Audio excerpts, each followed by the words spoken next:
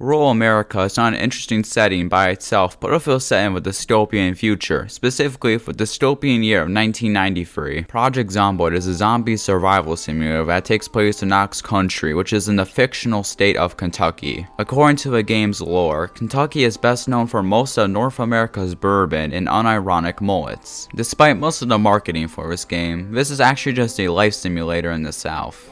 If you want a realistic experience, I would recommend listening to the Home Depot theme song while playing to increase immersion. Story. Well, there isn't really any. From what I have gathered from the depths of the internet, basically, the government was testing some kind of bioweapon and it leaked infecting some cows. Then a fast food company took the cows and turned them into meat paste for their burgers. Then people ate them, and before you knew it, your neighbor Jerry Douglas was no longer your neighbor, but your enemy. Before you knew it, the infection made it to Somalia, then to the Somalis, ruling the waves and their pit stops on Panamanian freighters. The infection became worldwide. After a week, all communications are dead and the fate of the rest of the world is unknown. Your days are limited, the slightest scratch can kill you, and dog food is a commodity, not because you own a dog, but because dog food is high in nutrition. Character creation is important. You have to choose an occupation. If you are a burglar, you'll gain the ability to hotwire cars from the start. A veteran is good at shooting people and being desensitized to violence, and a mechanic is good at repairing vehicles. There are also traits which give you positive bonuses in exchange for negative ones. Being obese in the 21st century isn't that hard, but when you need to walk miles to eat dinner, it may be more difficult. Once you have your character, you'll spawn in the magical world of Kentucky.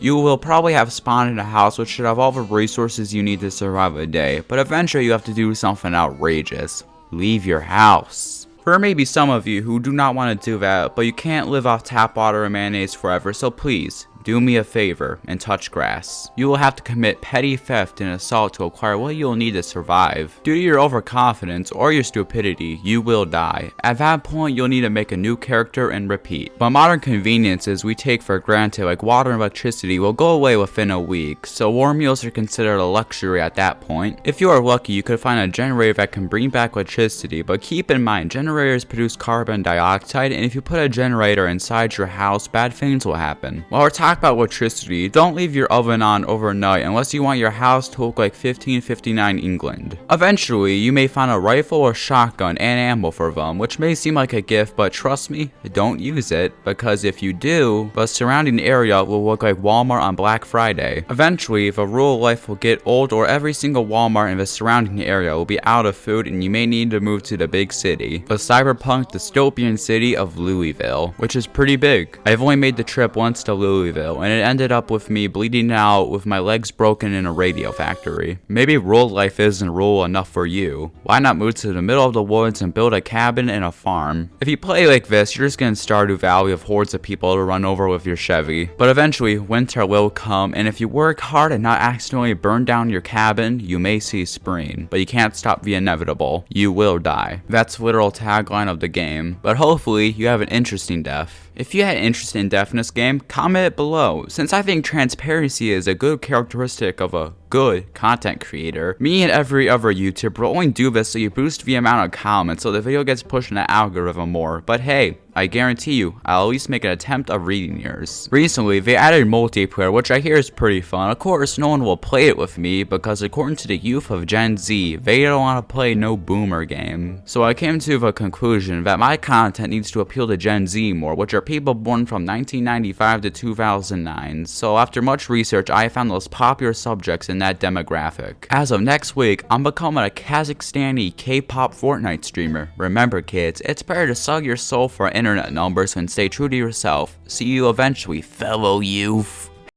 Hey, if you watch this video, that means you have no life. Me too. Why don't you subscribe and turn on notifications? I'd also like it if you thumbs up the button and comment something. Please, boost my ego, it is much appreciated. Also, I will not become a Kazakh K-pop Fortnite streamer. I have standards. They're low standards, but they're standards. Bye!